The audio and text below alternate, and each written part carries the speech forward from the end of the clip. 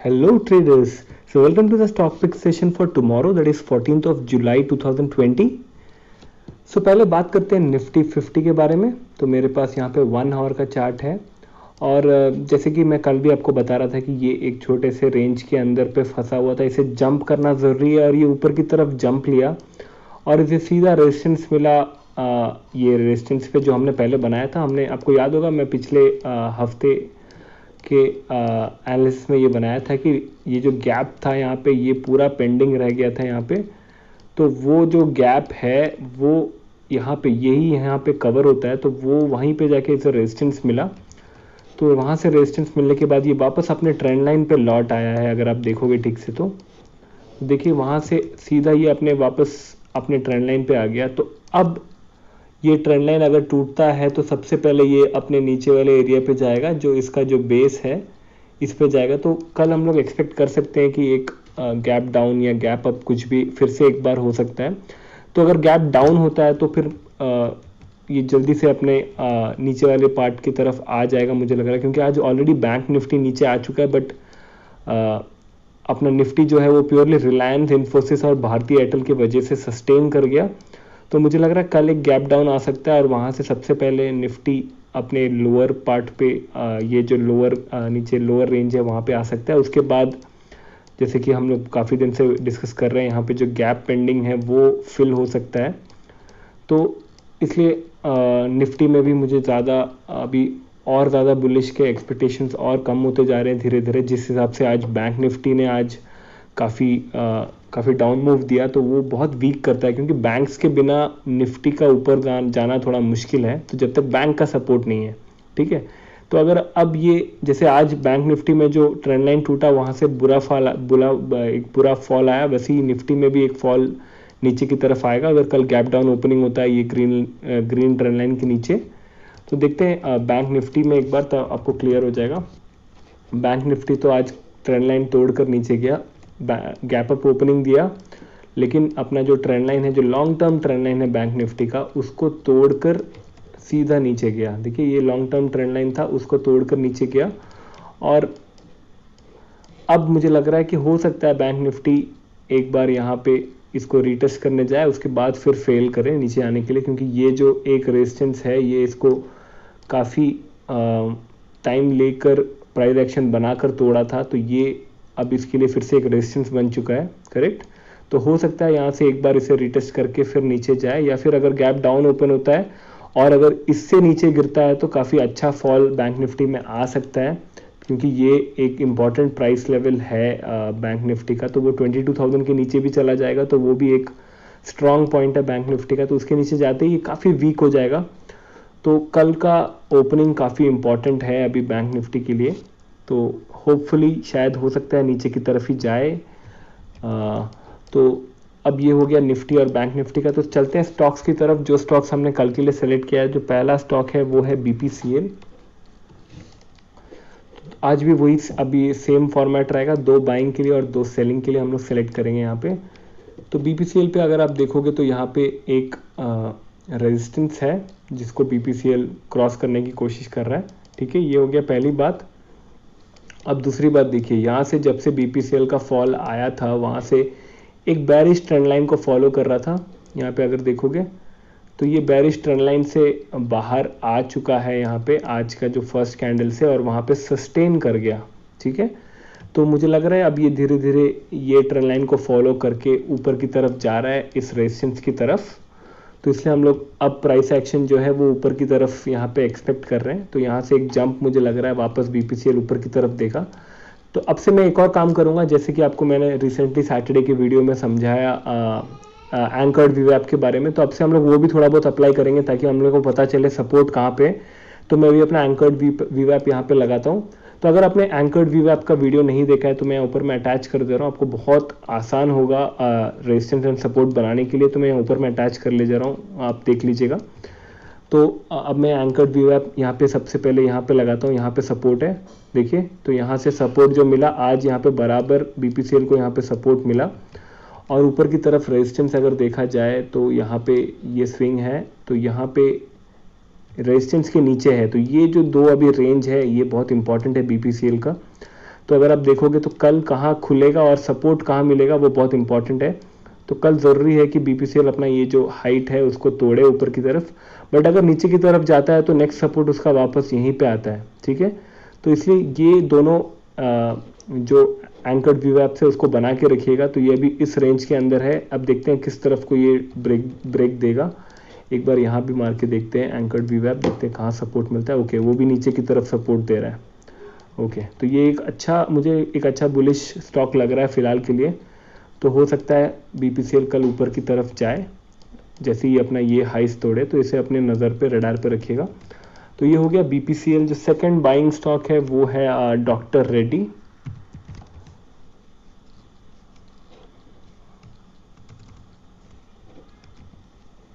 Doctor Reddy's lab.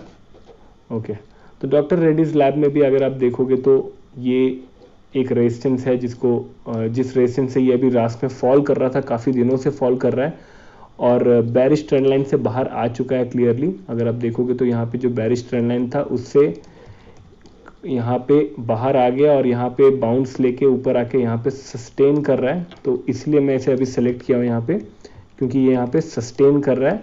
अब मुझे लग रहा है ये धीरे धीरे प्राइस एक्शन बना रहा है हाईस का, ठीक है। ये एक लो, ये अगला लो और ये इसका थर्ड लो बन रहा है यहाँ पे।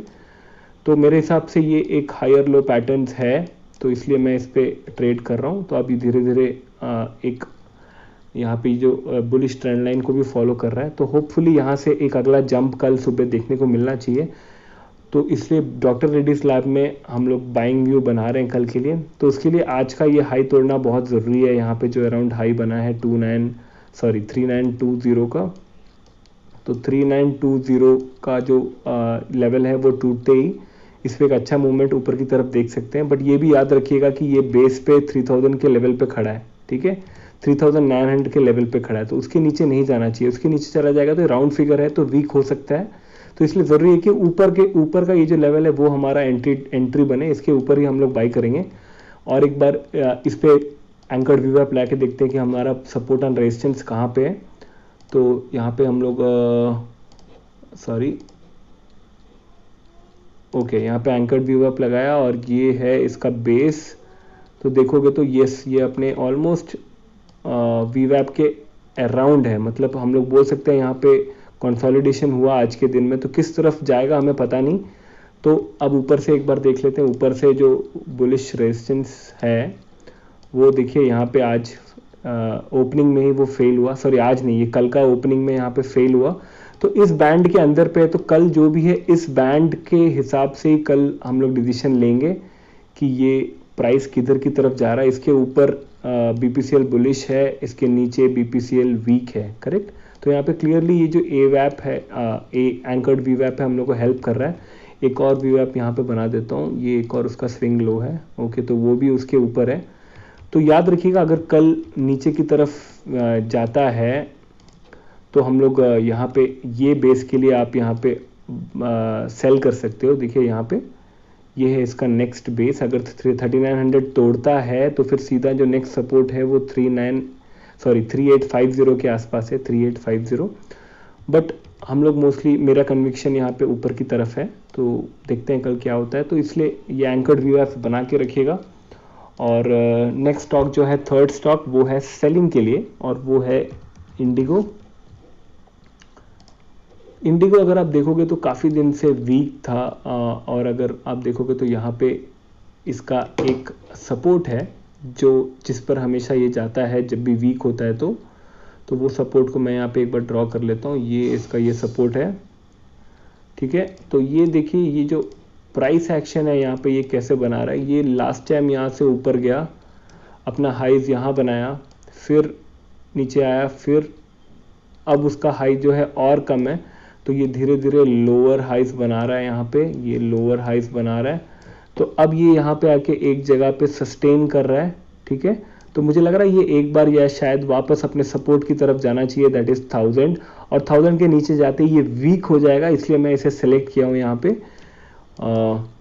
तो यहाँ पे अगर आप देखोगे तो यहाँ पे एक बेस बनाकर बैठा है 2 दिन से इंडिगो। तो इसके नीचे जाते ही अराउंड 1011 1012 के नीचे जाते ही ये वीक हो जाएगा और सीधा अपने 1000 और 990 995 की तरफ चला जाएगा। तो इसलिए इसको मैं कल के लिए सेलिंग के लिए रखा हूँ। तो यहाँ पे एक बार एंकर्ड वीवैप मार के देखते हैं कि कहाँ पे इसको रेजिस्टेंस मिल रहा है, और ये बड़े रेड कैंडल पे भी एक बार मार देता हूँ। ओके, तो अगर आपको दिख रहा है यहाँ पे क्लियरली, यहाँ पे इसे रेजिस्टेंस मिल रहा है वीवैप्स पे, तो अब ये मुझे लग रहा है नीचे की तरफ जाने के लिए तैयार है। इवन ये जो बुलिश कैंडल है उसका भी अगर मैं वीवैप मारता हूँ तो वो ऊपर की तरफ आ रहा है, मतलब उस पर भी इसे रेजिस्टेंस मिल रहा है। तो अब ये अगर नीचे खुलता है तो मुझे लग रहा है अच्छा डाउनफॉल हम लोग देख सकते हैं इंडिगो में, तो इसे कल सेलिंग के लिए पक्का रखिएगा। ठीक है, ये हो गया इंडिगो। और जो फोर्थ स्टॉक है सेलिंग के लिए वो है M&M फाइनेंस। ओके, तो M&M फाइनेंस में हम लोग यहाँ पे क्यों सेलेक्ट किया देखते हैं। ओके, तो यहाँ पे एक रेजिस्टेंस था जिसको तोड़कर M&M फाइनेंस ऊपर की तरफ काफ़ी अच्छा बुलिश मूव में निकला था। सॉरी, ठीक है, यहाँ पे दिख रहा है ये ब्रेक करते ही M&M फाइनेंस में एक बहुत बड़ा मूवमेंट आया था, और अब वहाँ पे ये सस्टेन नहीं कर पा रहा है जहाँ तक मुझे प्राइस एक्शन दिख रहा है। देखिए यहाँ पे एक ट्रायंगुलर पैटर्न बन रहा है, सस्टेन नहीं कर पा रहा है मुझे ऐसा लग रहा है। तो अब जैसे M&M फाइनेंस ये एक जो रेंज है उसको ब्रेक करके नीचे आता है अराउंड 203, और यहाँ पे राउंड फिगर भी सामने ही है, तब ये वीक हो जाएगा और ये वापस अपने सपोर्ट की तरफ एक रास्ता बनाते हुए दिखेगा हमें। तो उसके लिए M&M फाइनेंस को कल सेलिंग के लिए रखिएगा एक बार। तो एक बार और हम लोग यहाँ पे एंकर्ड वीवैप देखते हैं। तो ये था इसका बुलिश कैंडल, तो मैं उस पर एक बार यहाँ पे मार देता हूँ। तो ये हो गया इसका सपोर्ट, देखिए क्लियर यहाँ पे कहाँ कहाँ इसे सपोर्ट मिला है, और अभी लास्ट में उसी सपोर्ट पे है। ठीक है, और देखते हैं इसका रेजिस्टेंस कहाँ पे है, और इसका रेजिस्टेंस ऑलमोस्ट यहाँ पे है ये। तो देखिए ये कैंडल से उसका रेजिस्टेंस यहाँ पे कितना क्लियर रेजिस्टेंस मिल रहा है उसे, ये सारे रेजिस्टेंस एक जगह है। तो ये ऑलमोस्ट इस एरिया के अंदर पे आज यहाँ फंस गया है। तो अब मुझे लग रहा है कल जो ओपनिंग है वो बहुत इंपॉर्टेंट है। तो गैप अप या गैप डाउन ओपनिंग है उसमें थोड़ा वेट कीजिएगा, क्योंकि वो रिट्रेसमेंट के लिए पक्का कोशिश करेगा। उसके बाद जब रिजेक्ट होता है तब इसे सेल कीजिएगा। अगर ऊपर की तरफ गैप अप देता है तो शायद और अच्छा मूवमेंट है, लेकिन क्योंकि फाइनेंस अभी वीक हो रहा है, आज बैंक निफ्टी गिरा है, तो उसके पीछे पीछे ये सब जो फाइनेंस वाले जो है वो सब भी पीछे पीछे फॉल करते हैं, वो लोग फॉलो करते हैं हमेशा। तो यहाँ पे एक अच्छा फॉल हम लोग देख सकते हैं महिंद्रा एंड महिंद्रा फाइनेंस में, अगर कल भी बैंक निफ्टी वीक होता है तो याद रखिएगा 200 एक इंपॉर्टेंट लेवल है। यहाँ पे 200 एक राउंड फिगर है, साइकोलॉजिकल लेवल है, उसके नीचे जाते ही ये और वीक हो जाएगा, इसलिए 200 पे नज़र ज़रूर रखिएगा। तो ये हो गया हमारा 4 स्टॉक्स सेलिंग के लिए। तो ये हो गया 4 स्टॉक्स कल के लिए। अब मैं कुछ एक और स्टॉक के बारे में बात करता हूँ। आपको याद होगा मैं आपको थर्सडे या फिर वेडनेसडे शायद मैं आपको 90% कन्विक्शन के साथ यहाँ पे अराउंड जब ये कैंडल यहाँ पे निकला था तब मैं आपको बोला था इसे स्विंग ट्रेड के लिए ले लीजिए, क्योंकि ये इसका एक ट्रेंड लाइन था जहाँ पे सपोर्ट मिला। और दूसरी बात, एयरटेल धीरे धीरे हायर हाइज बना रहा है, करेक्ट, ये भी आपको याद होगा। हायर हाइज ये आपको याद होगा, थर्सडे या फिर थर्सडे का वीडियो निकाल के देख लीजिए। तो मैं आपको 90% कन्विक्शन के साथ बोला था इसको वापस बाई कर लीजिए ये वाला टारगेट के लिए, अराउंड 590 ये वाला टारगेट के लिए। और आज देखिए लास्ट 2-3 दिन में ये वहाँ तक रीच कर ही गया, तो ऑलमोस्ट टारगेट यहाँ पे अचीव हो गया। अगर आपने स्विंग ट्रेड लिया था, मुझे 2-3 लोगों ने मैसेज भी किया था कि उन्होंने स्विंग ट्रेड ले लिया है, और करेक्ट है कि नहीं पूछते हुए भी मुझे मैसेज किया था, मुझे याद है। तो ये सब जो प्राइस एक्शन है आप देखिए यहाँ पे क्लियरली कितना ज़्यादा हेल्प करता है। देखिए ऐसा नहीं बोल रहा हूँ कि ये प्राइस एक्शन 100% करेक्ट होता है, बट अगर आप 10 ट्रेड ले रहे हैं ऐसे प्राइस एक्शंस के ऊपर पे तो उसमें से 6 या 7 तो हमेशा करेक्ट होता है, मतलब 60 to 70% का करेक्शन वहाँ पे आपको करेक्ट मिलता ही है। ठीक है, तो ये अभी एयरटेल जो है एक अच्छा पॉइंट पे खड़ा है, तो हो सकता है कल यहाँ से एक अच्छा ब्रेकआउट दे, या फिर शायद हो सकता है ये एक और छोटा हायर लो यहाँ पे बनाने के बाद ब्रेक करे। तो वो हमें कल का प्राइस एक्शन के बाद पता चलेगा कि अगर ये वीक होके नीचे आ रहा है तो शायद और एक छोटा सा एक यहाँ पे कर्व बनाकर ही ऊपर तोड़ेगा, तो वो कल ही बताएगा। तो आप बात करते हैं आज के स्टॉक्स के बारे में। सेंचुरी टेक्स आपको दिया था, यहाँ पे सेंचुरी टेक्स हम अपना ट्रेंड लाइन तोड़ के नीचे चला गया, तो मैं यहाँ पे गलत हो गया हूँ, सेंचुरी टेक्स यहाँ पे नीचे आ गया। तो अब हो सकता है सेंचुरी टेक्स में और नीचे की तरफ फॉल आया, तो इसे भी बना के रखिएगा अपने ट्रेड के लिए। और ग्रासिम बोला था आपको बाइंग के लिए, और ग्रासिम आज ऑलमोस्ट वहाँ पे सस्टेन कर गया अपने ट्रेंड एरिया पे। अगर आप देखोगे तो ये जो ग्रीन लाइन है वो उसका ट्रेंड एरिया है, वहाँ पे ये सस्टेन कर गया। तो ग्रासिम में मुझे लग रहा है जब तक ये जो रेजिस्टेंस है ये टूटता नहीं तब तक ग्रासिम वीक नहीं होगा 600 के नीचे। तो इसलिए अभी भी इसे बाइंग के लिए मैं रखा हूँ, अगर कोई मूवमेंट दिखता है तो मैं आपको पक्का बताता हूँ। और फिर मैंने आपको दिया था अदानी एंटरप्राइजेस। अदानी एंटरप्राइजेस में आपको याद होगा मैंने क्लियरली आपको ये बेस बना के दिया था यहाँ पे कि यहाँ से अब मुझे लग रहा है ये अपने सपोर्ट की तरफ जा रहा है। आज सीधा गैप अप ओपन हुआ, सस्टेन नहीं कर पाया, और मैं आज के एंकर्ड व्यू ऐप वाले वीडियो में भी इसी का मैं एग्जांपल दिया हूँ आपको, सेकंड वाले वीडियो पे आप देख सकते हैं। वहाँ से सीधा ये अपने सपोर्ट तोड़ के हुए नीचे गया और अभी ये वापस अपना रीटेस्ट के लिए जा रहा है। तो यहाँ पे अगर रीटेस्ट में कल फेल होता है तो कल यहाँ पे और एक बार हम लोग मूवमेंट दे सकते हैं अदानी एंटरप्राइजेस का। देखिए प्राइस एक्शन देखिए, ये ऐसे नीचे गया, अब रीटेस्ट के लिए जा रहा है, यहाँ फेल हो गया तो फिर से नीचे चला जाएगा, ठीक है। और एक जो स्टॉक मैंने आपको दिया था वो था टीवीएस में भी मैं बोला था आपको कि ये जो बेस है मुझे लग रहा है यहाँ पे टूटेगा, बट आज के दिन वो बेस टूटा ही नहीं और ये धीरे धीरे कंसोलिडेशन को ये अपने एरिया से बाहर लेके जा रहा है। तो मुझे लग रहा है हो सकता है ये अभी थोड़ा सा बुलिश हो गया है। तो एनीवेज मैं इसे बुलिश के लिए तो फिलहाल कंसिडर नहीं कर रहा हूँ, क्योंकि मैं इसमें जब तक ये एक बार अपने रेजिस्टेंस या फिर ये जो सपोर्ट है वहाँ से डिप नहीं लेता तब तक ये मेरे लिए बुलिश नहीं है। तो मैं वेट कर रहा हूँ ये कब यहाँ से ब्रेक करके नीचे आएगा, तब हम लोग इस पर बाइंग अपॉर्चुनिटी देखेंगे टीवीएस पे, ठीक है। तो ये हो गया टीवीएस मोटर पे। तो देखते हैं कल इस पे शायद कोई मूवमेंट आ सकता है। यहाँ पे एक छोटा सा कंसोलिडेशन है और उसके बाद आज यहाँ पे सपोर्ट ट्रेंड लाइन भी है, तो हो सकता है कल ऊपर की तरफ ब्रेकआउट करे। इसे जरूर अपने रडार पे रखिएगा। तो ये हो गया कल के लिए जो स्टॉक्स है और जो आज के स्टॉक्स दिया था उसका भी एनालिसिस। अगर आपको पसंद आया तो प्लीज़ सब्सक्राइब कीजिए और लाइक कीजिए। तो फिर मिलते हैं कल के वीडियो पे। कल भी मैं फिर से एंकर्ड व्यू ऐप के लिए 4 स्टॉक्स लूंगा और उसे लाइव में थोड़ा सा ट्रेड करके दिखाऊंगा, ताकि आपको डे टू डे पे लाइव ट्रेड करने के लिए आपको बहुत आइडिया मिले। एंकर्ड व्यू ऐप जो है वो इंट्राडे ट्रेडिंग के लिए बहुत ज़्यादा हेल्पफुल है। और आपको अगर सीखना है तो मैं जो सैटरडे को वीडियो डाला एंकर्ड व्यू ऐप के ऊपर उसको ज़रूर देखिएगा बार बार, ताकि आपको समझ आए। और कल मैं एनीवेज फिर से एक और वीडियो बनाऊंगा लाइव मार्केट में, ताकि आपको और ज़्यादा समझ आए। तो आई थिंक आज के लिए इतना ही। Thank you so much for watching. Keep learning, keep trading. Bye bye.